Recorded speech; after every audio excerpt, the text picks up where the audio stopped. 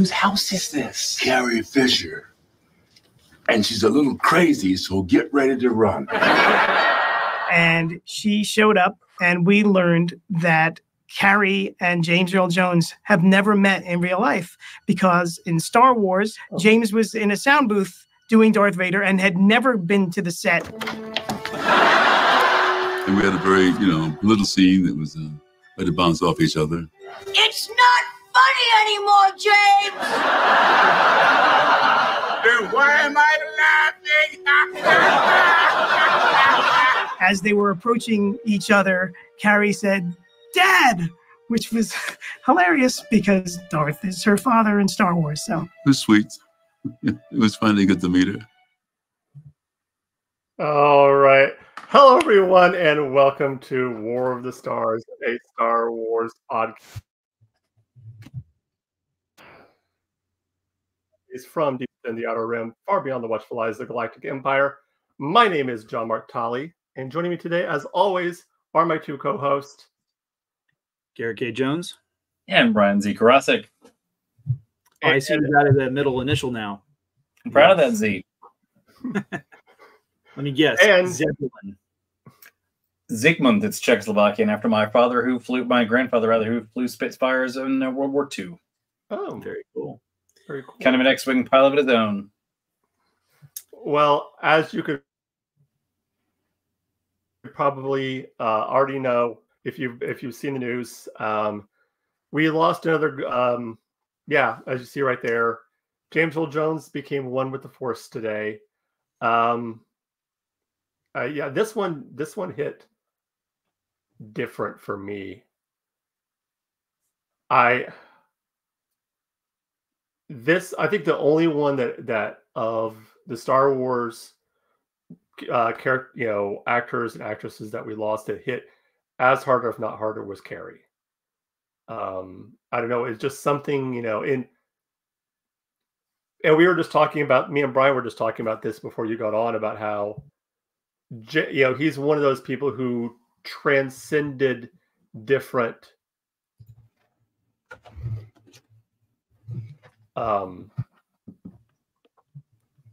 movies and different genres of movies and franchises. He was not just Darth Vader. He was Mufasa. He was in so many great movies. The King of Zamunda. Yes.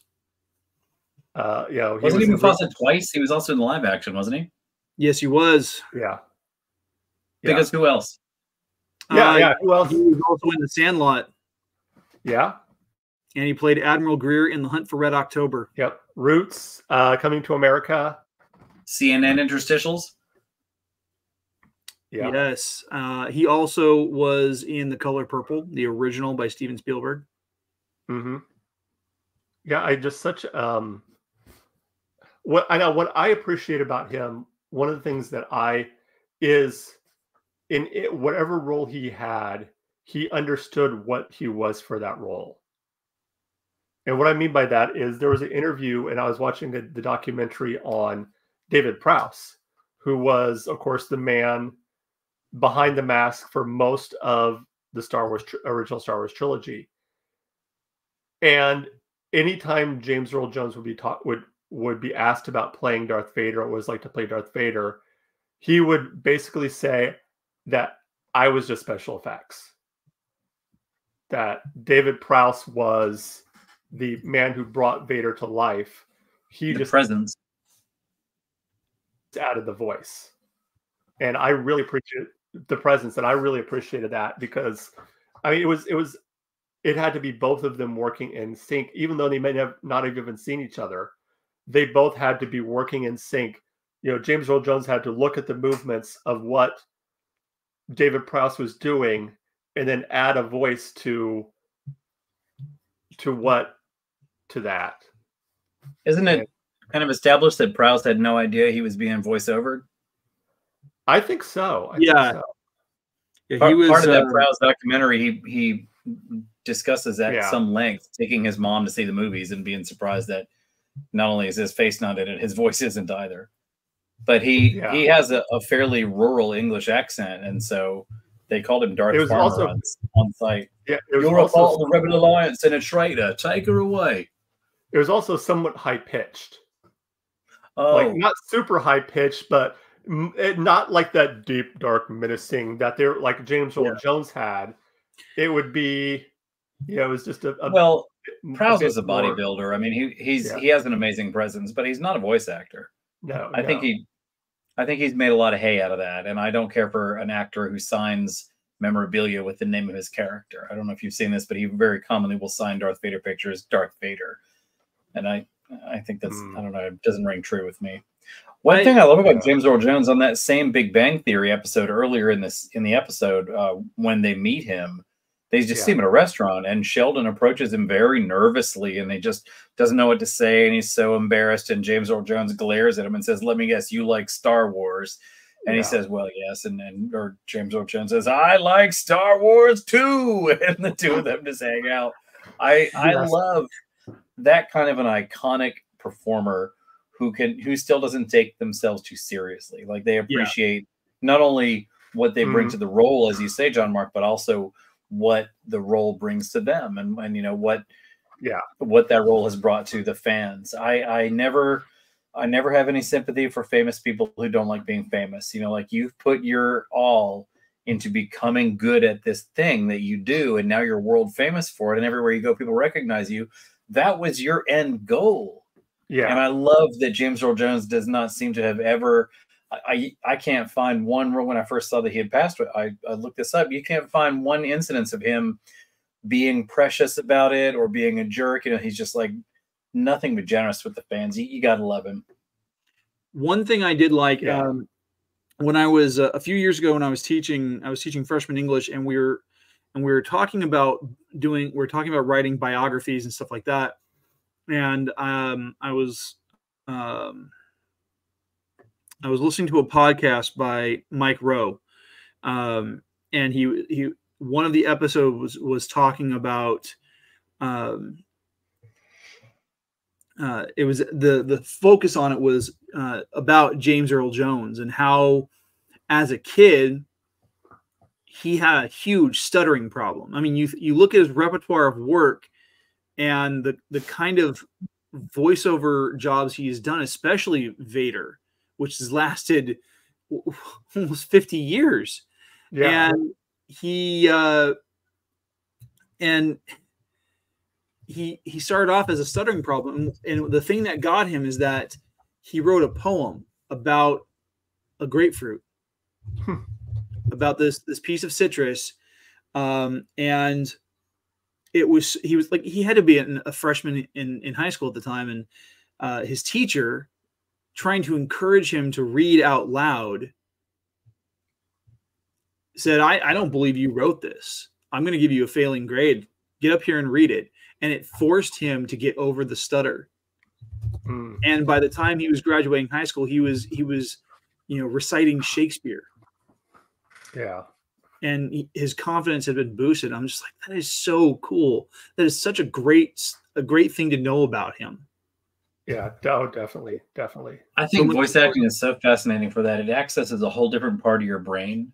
At one point, Mel Blanc, famously Porky Pig and Bugs Bunny, was in a coma, or maybe not a coma, but in some level of inactivity in a hospital, and people were talking to him and just encouraging him to wake up. And at one point, they asked for Bugs, and Bugs Bunny responded. And so it took that's how Mel Blanc found his way back, was by navigating his way out through Bugs. And I was just reading quite a few famous actors. Samuel L. Jackson had a stutter as a child, and he overcame it with, you just have to kind of get past it. I'm blessed to have not ever had any sort of issue with that. But it's interesting. I didn't know that about James Earl Jones. He's an onion, many layers to him. Yes. Yeah, and he will be sadly missed. He will be. So he will be. Well, let us change gears here.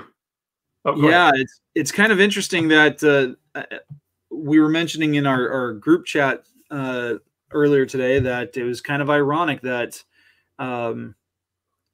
we're recognizing the passing of Mr. Jones, no relation, because today we're talking about Anakin Skywalker. Yes, yes, we are. We are discussing the man for really who a lot. Like, you could honestly say that most of Star Wars hinges on Anakin and Anakin's choices, both as Vader, both as Anakin and as Vader. You know, you can almost say that the first 6 movies, or at least a good part of them, are a lot of it is Vader's fall and redemption. It's Anakin's fall and redemption. It's an interesting circular path. Anakin falls to the dark side because of his love for his family, being manipulated by Palpatine.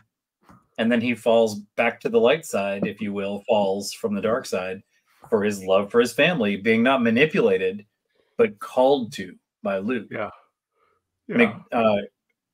Palpatine puts handles on the controls and drives Anakin with that love for his family, whereas Luke just calls for him. It's amazing. It's a great, and whatever you may say about the actors portraying Anakin Skywalker throughout his life, an overarching theme is, as you say, John Mark, it's the entire galaxy hinges on what this young man, what this child, what this old man do. Well, should we start from the beginning? Like the first time we meet Anakin in episode 1 on Tatooine. I think it's interesting to note before we jump in there, like the first time we ever hear the name Anakin is in A New Hope. And we hear that from Obi-Wan Kenobi, where he says Anakin was a good friend.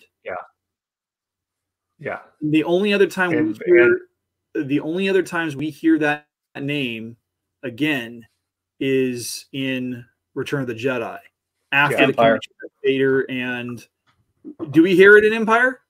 The son of Anakin Skywalker must not be allowed Oh, to be. yes, you're right. Of course you would remember that line. And it's interesting that Obi-Wan says almost the same thing again to Luke when he's talking to him about Anakin in that he said in A New Hope, as he says in Return of the Jedi, which is Anakin was a good friend. He said, I believe he says it. He says it to him both times. You know, he says Anakin was a friend, but the first time he tells him that Vader betrayed and murdered him, and then when he finally fesses up, he says that Anakin was seduced by the dark side. This plays into a popular conceit that Anakin Skywalker and Darth Vader are 2 distinct people. I wouldn't say 2 distinct. I wouldn't either. I would say 2 distinct do. A lot of people feel that way. That even, I mean, Anakin says many times in a number of different properties, "I killed Anakin" as Darth Vader. But it's a figure of speech. I mean, I don't care what name. I don't care what's on your driver's license. It's your hands that did that. That did the work. I would argue that it's a maybe not to the extent of like he had multiple personality, but I do think that Vader is a distinctly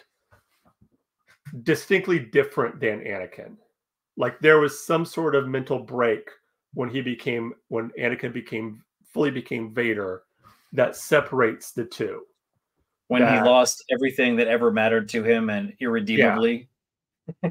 I can see that. Yeah, it's definitely it's a comforting mindset for Anakin to take.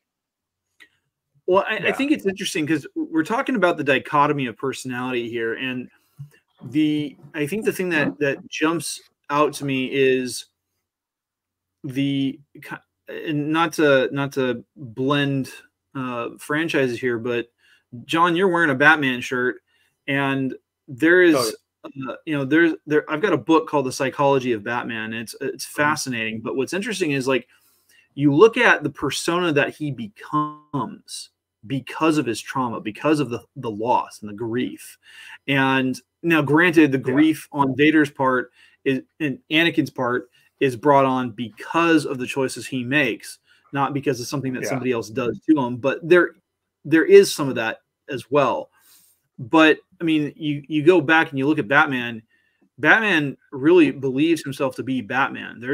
That's the true identity, and he believes that Bruce Wayne is the mask.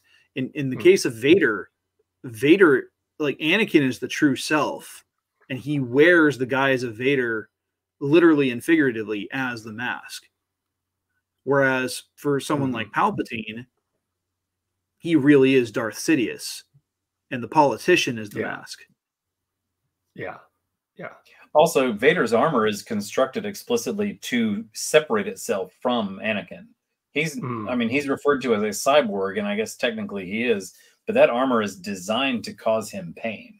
It does not fit well. It irritates him. He needs it to live, and yet it causes him pain. So, and I think, as with anything that Sidious does, it is intentional and meant to cause pain. It only hides.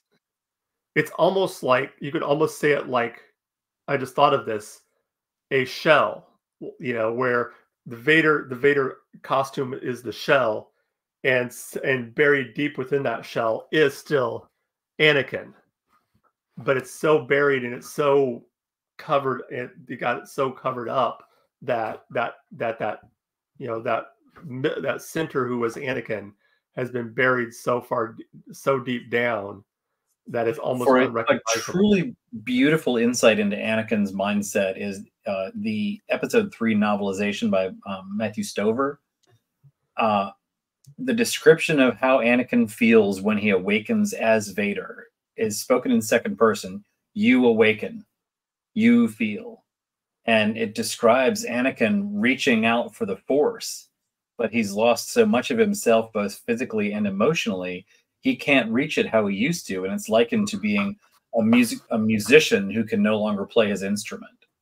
And it's an amazing piece of literature. I won't do it justice, so I'm not going to try, but anybody who has the option, spend $3 at a used paperback bookstore and pick up episode 3 of Revenge of the Sith. It's an amazing novel. I'll go more into that on that episode. Well, when we first meet Anakin, he is just this innocent, slave boy on this backwater planet of Tatooine. He's a muppet. He's a ragamuffin. Yeah. I mean, no harm, just a little fella.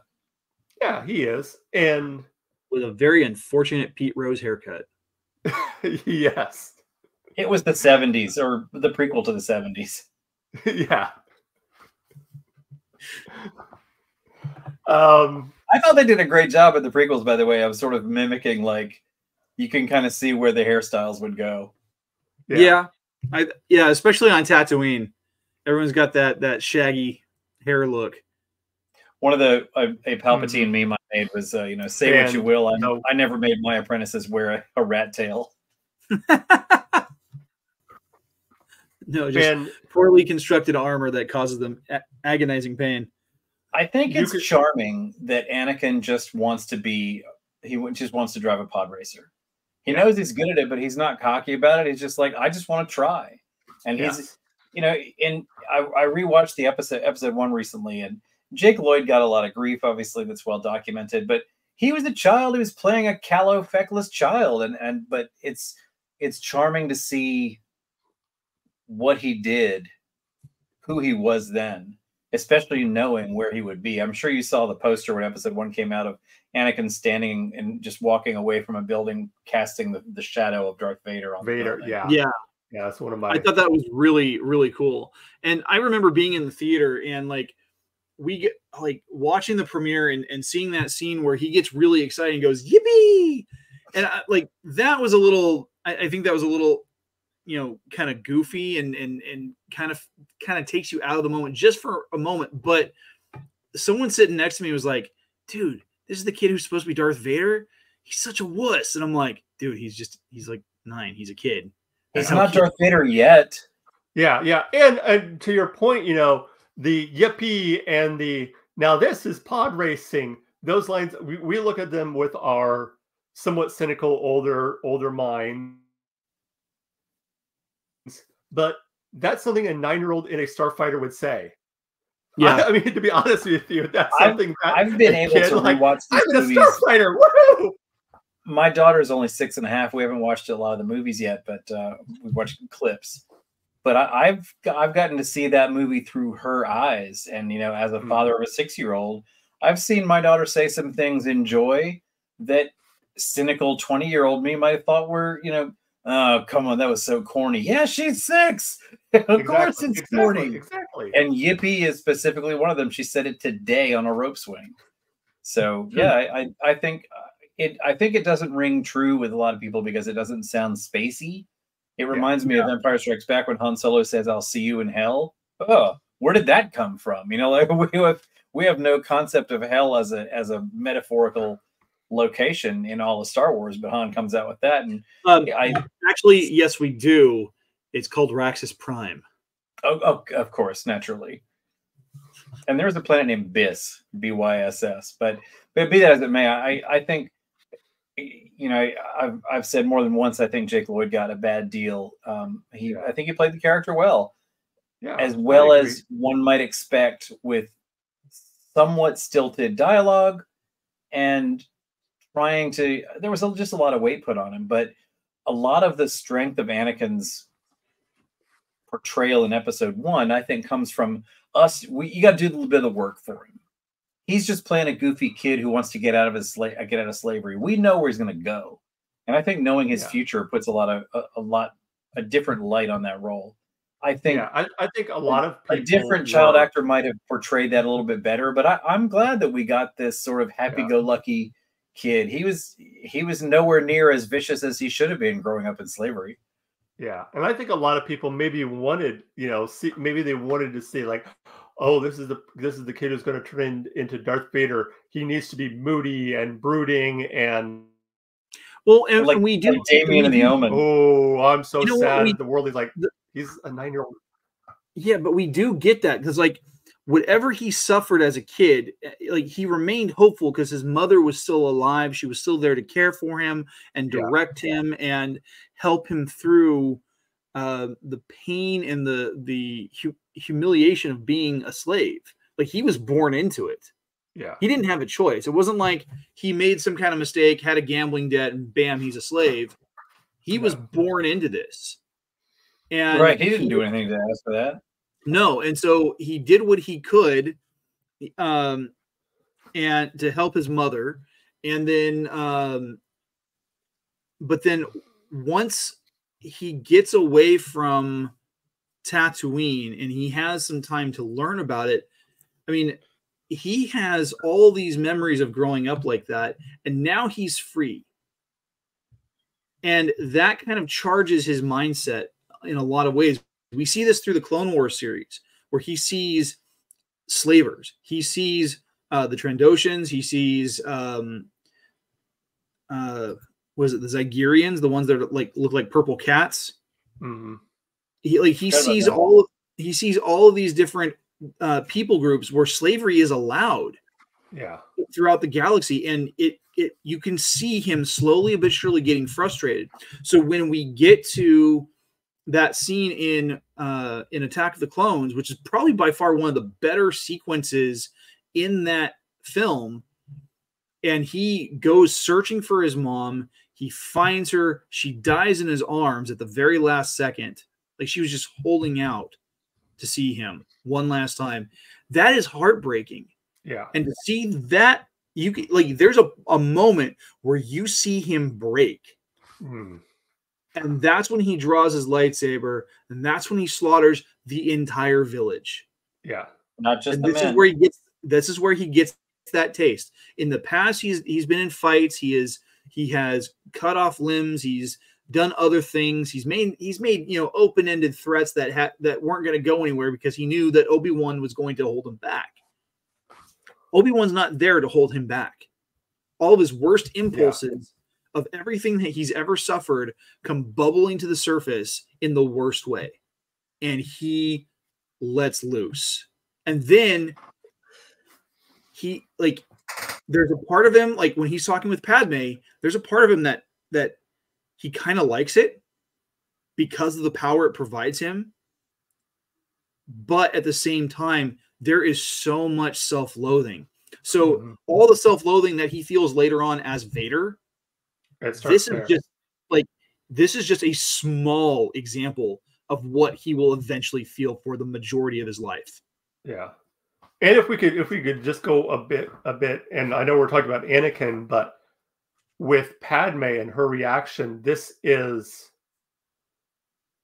even though I think in her character's own way, she's trying to help Anakin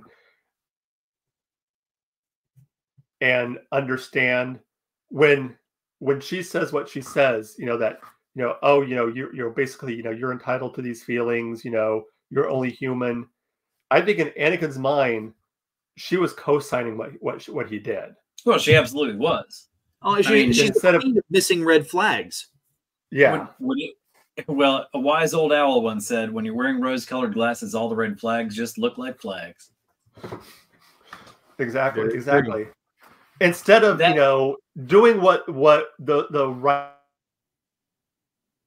right thing to do would have been, which is to be immediately getting hold of Obi-Wan, finding a way to get out of there right then and saying, "Dude, you got to get your boy.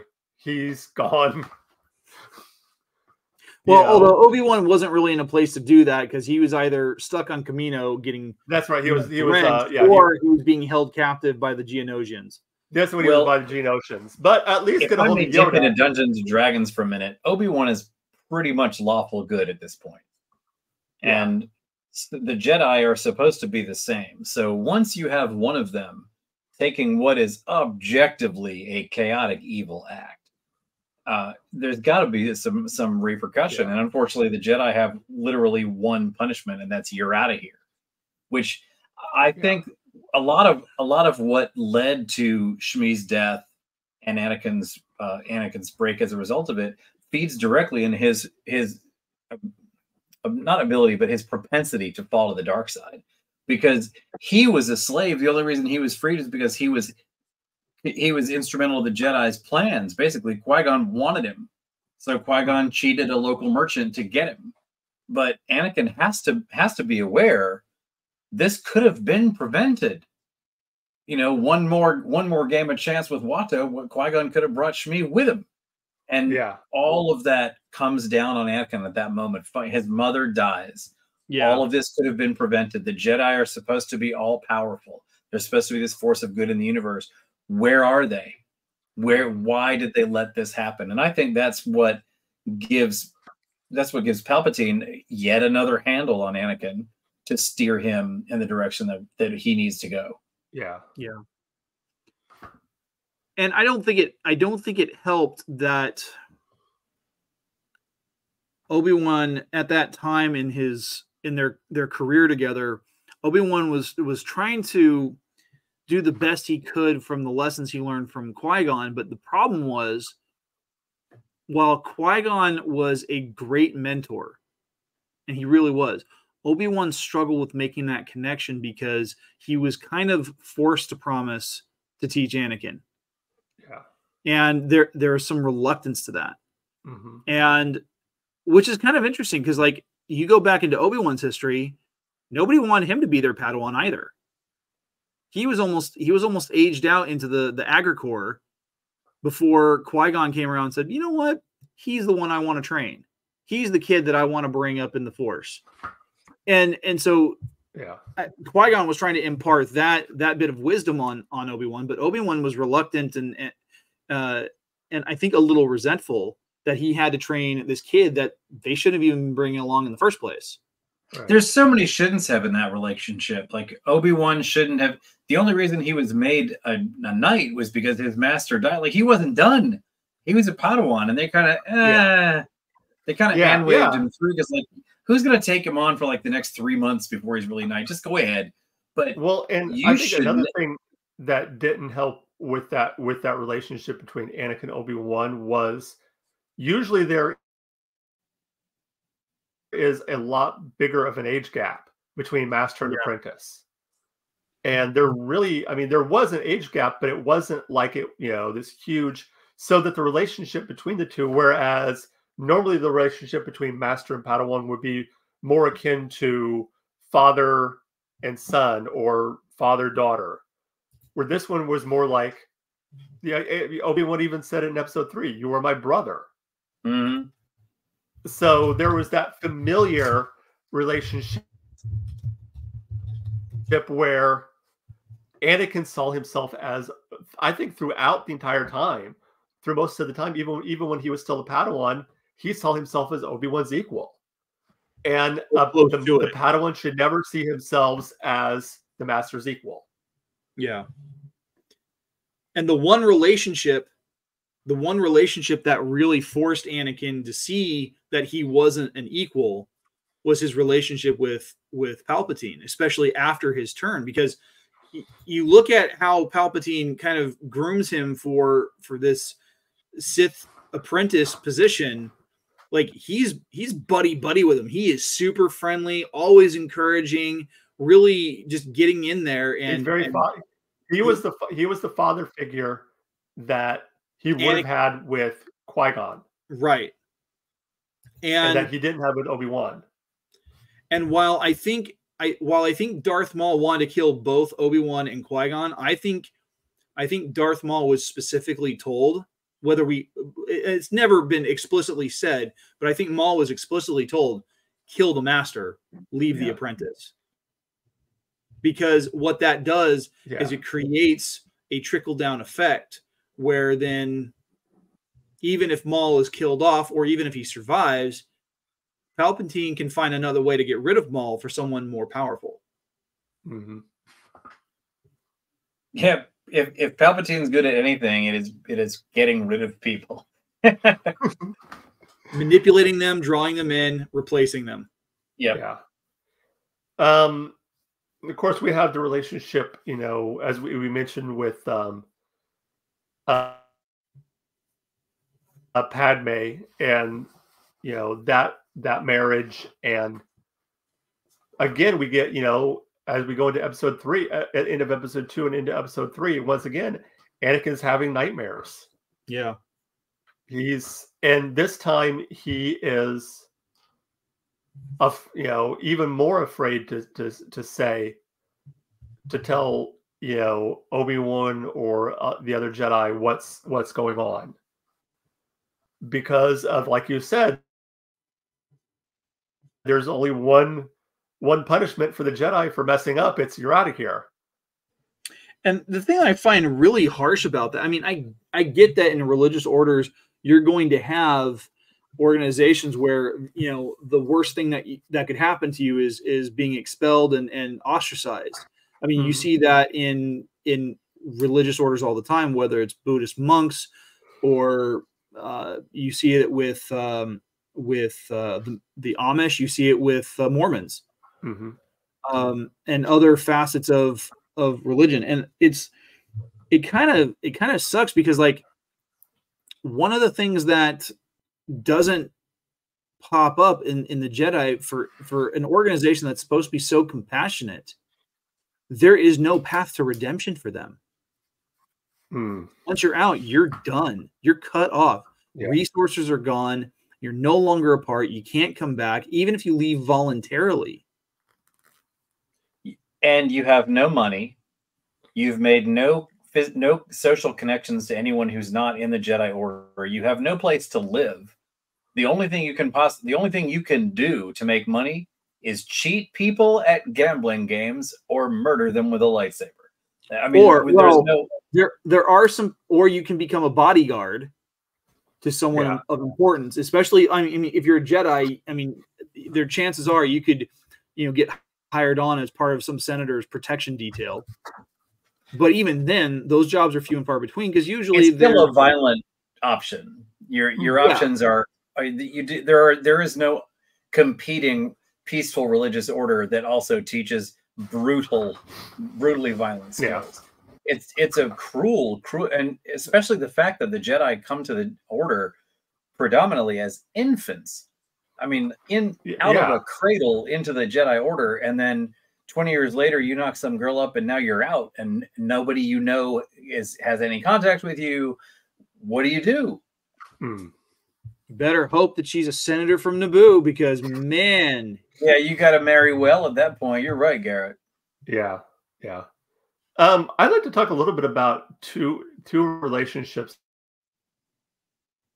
that I think that Anakin had that are really, really interesting, because they seem to be two completely different relationships in how each person and how he related to both of them. And that is his relationship with Ahsoka and his relationship with Mace Windu. Because let's start with Mace. Because very, very beginning, Mace did not trust Anakin. Mace is Anakin's chief antagonist. Very, very, very beginning.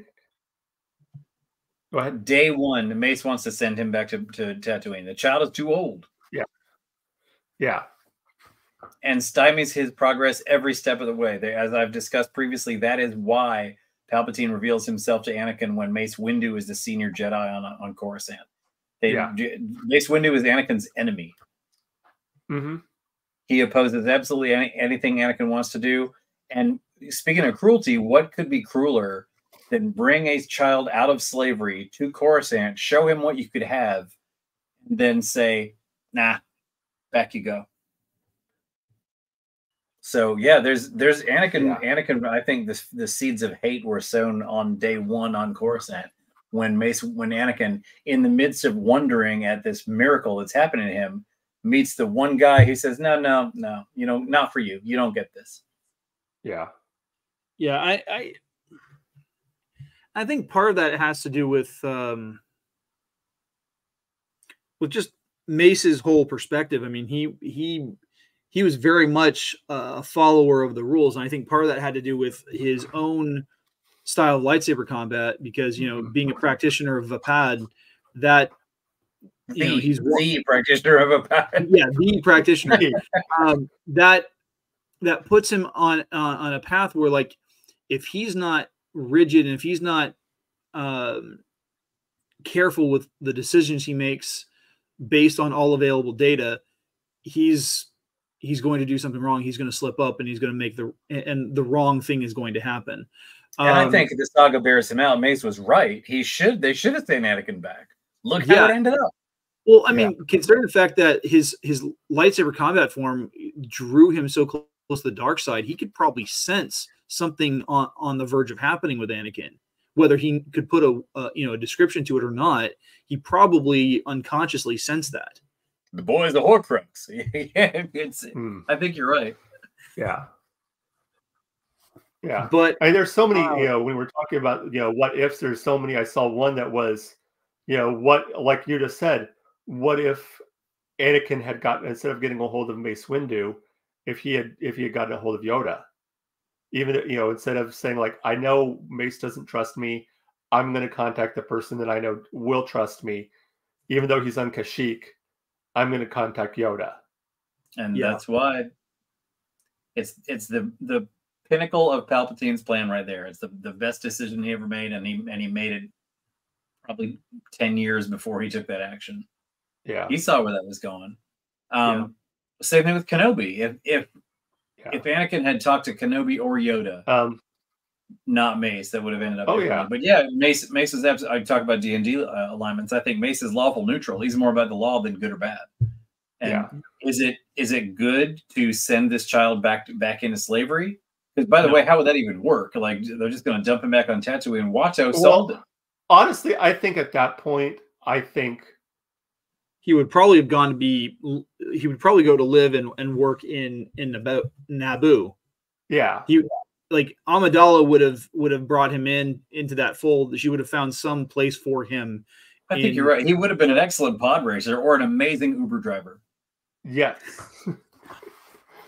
And who knows? Maybe he could have gone to proper flight school, become a fighter pilot for the Nubian Air Force. I wonder if he would have done that. I think it would be cool to see, like, an alternate grown-up Anakin as a galactically famous pod racer, and nobody knows. The Force isn't even a thing. He's just really good at pod racing. Nobody knows why. Yeah. Yeah. Because it's not like he's like or a fighter pilot for he didn't take Force pod race. He's just good. Yeah, or like Garrett said, a fighter pilot in the Naboo Starfighter Force. He was already the best one in the Nubian Starfleet, but on the first time he touched a starfighter. Yeah. We talked a little bit about last week with talking about Ahsoka and the relationship between Ahsoka and Anakin that starts off very snippy. But then you get this real, you see what I did there? I did. Oh, we see it. We see it, John. We see it. But in the end, at the very end, it's this, very beautiful relationship that they have, and I love that the last time, it's sad, but also very touching. The last time they're physically in the same room place together, and we know this is just days, if not weeks, if not days before he'll finally turn, and there's this understanding between the two, where he gives her the new lightsabers that he had made for her, and I know it was just a very, very touching. It made the final scene of the last episode of that scene in the last episode of Clone Wars, where she's sensing his turn, even more heartbreaking. Yeah, because we've seen this relationship grow, and it go from mentor and master mentor to Anakin being almost a father figure to her, to at the end it's the way that a master and apprentice relationship should be, where they are equals. Although I still think that there was more of a brother-sister relationship there. Yeah, I think you're right. Now that I think about it, yeah. Don't ever Google Ahsoka Anakin fan fiction. You'll regret it forever. I know I do. I'm sure. Yes. That relationship though is one more block that is pulled out of Anakin's foundation, because duty took him away from her, and while he was gone was when she was excommunicated from the order. Had he been there for her, he could have put a stop to that, or at least given her some shelter. She was completely cut loose and on her own. As I mentioned last week, the only one who helps her is Asajj Ventress. And that's one more thing that the Jedi took away from Anakin, or that's how he would see it. Yeah, that would make sense. Yeah. Because they are not friends at the end. Like it is a sad moment, because she feels that he let her down, and she should. He did, not because he made a decision to. He owed his loyalty to the Jedi. The Jedi Order, his duty took him away from her. And as a result of that, she lost everything that she had. So both of them probably understand the why of it. There's no blame there, but it remains that he was not there for her. And as a result, she was out and had to completely rebuild her life. Yeah. Well, I think that pretty much brings us up to the point where Anakin would be ready to take that leap into the dark side. Yeah, I agree. Now, when do you? This has always been something that's always. I've always wondered what other Star Wars fans think. When, in your mind, did Anakin become Vader? Was it when he took the knee, or was it when he was? When the mask was finally put on his face and he was in the suit? I think for me, I mean, officially, it's when as far as the honorific and the title, it's when he bows the knee to Sidious and he's given the title. As far as him embracing it, it's when the armor is put on him and the helmet seals and he comes off that medical table. But as far as the choice to become it, it's when he betrays Windu and chooses, because it's always a choice. There's always a choice. He chooses to go to Mustafar and slaughter all of Sidious's conspirators. Yeah. he starts with the dad jokes even then, back in the novel, when he confronts the separatists. I forget which one of it is, but one of the Neimoidians says we were told we would be handsomely rewarded, and Anakin says, "I am your reward. Don't you find me handsome?" Oh gosh, that's great. He's flirting with Cato Neimoidians. It's right up there. It's right up there with "Don't choke on your aspirations." Yes.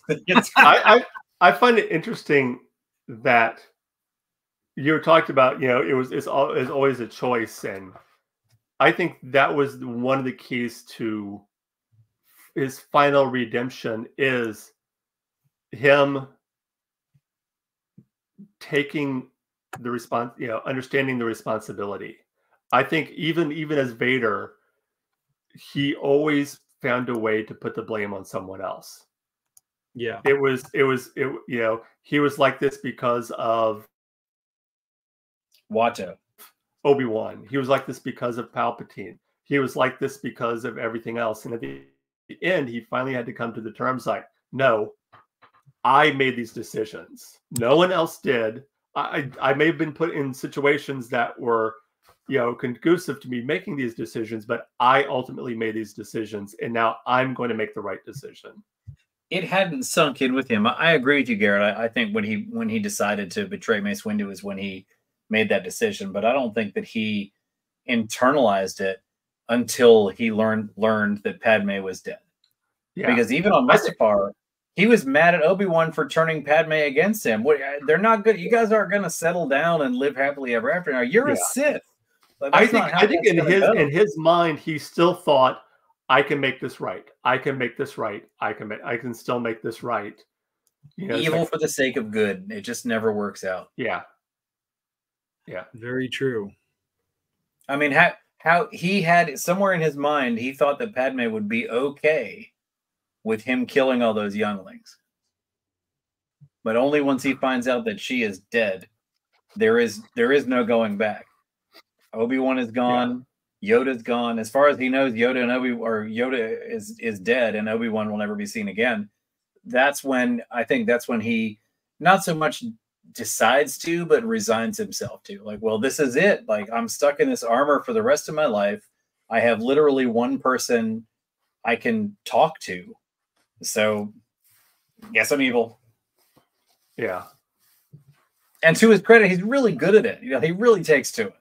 But I think it's not until Sidious says, "In your anger, you killed her," that you could just feel his soul break. Like, well, that was his last hope.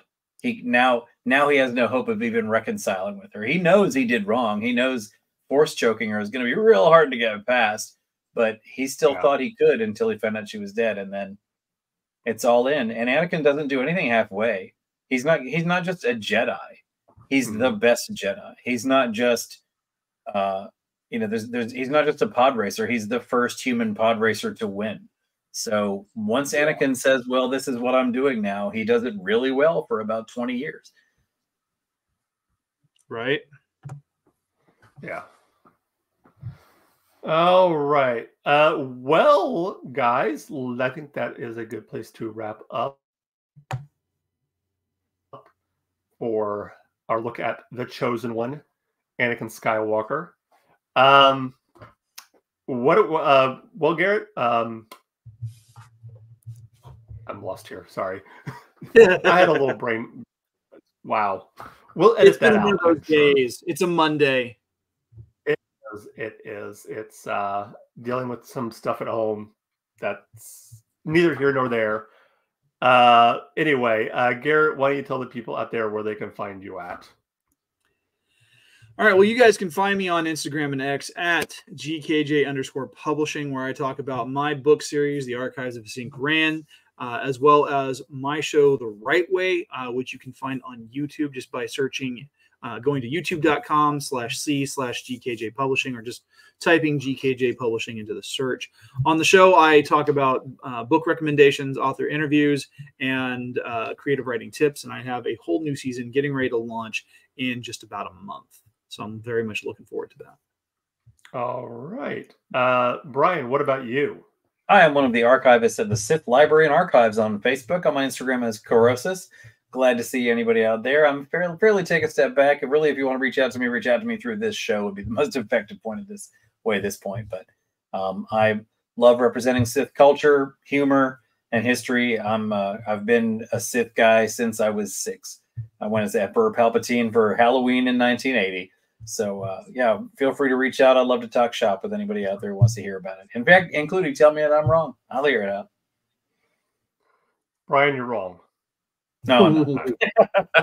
No, but honestly, I do love the discussion, and it's such a great opportunity to talk with you guys about this, because I think that's the best thing about this fandom is there's something in it for everyone. And while I often say I prefer my evil to be fictional, I'm always that guy watching The Lion King thinking, you know, Scar has a good point. He was supposed to be king.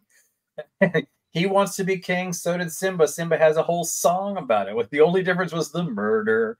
So yeah, it's a great opportunity to be able to talk through this stuff and hear other viewpoints. I joke every week. Garrett says something to me that makes me go, damn, he's right. So yeah, it's a great opportunity. I'm loving it. That's the best thing. And I welcome that from anyone who's listening to the show.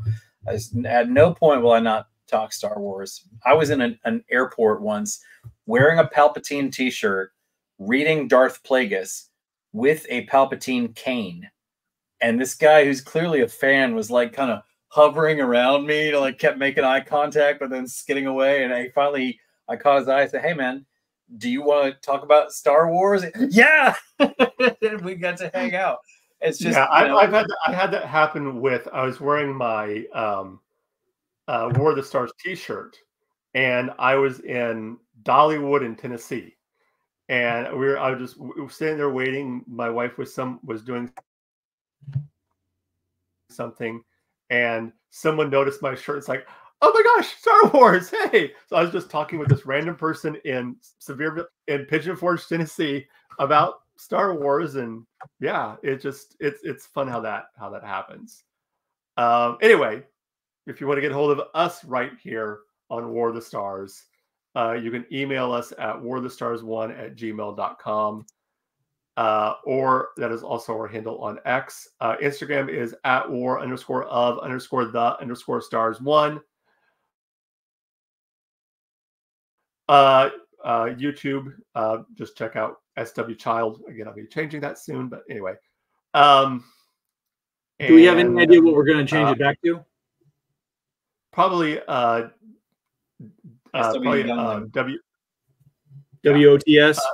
WOTS, probably.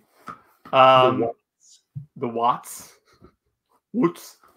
Also, don't forget, we are, of course, a part of Geek News Now Network on YouTube and Spotify. Check that out. We got some major news coming soon concerning GNN. We will be getting that at the end, telling you that at the end of the month.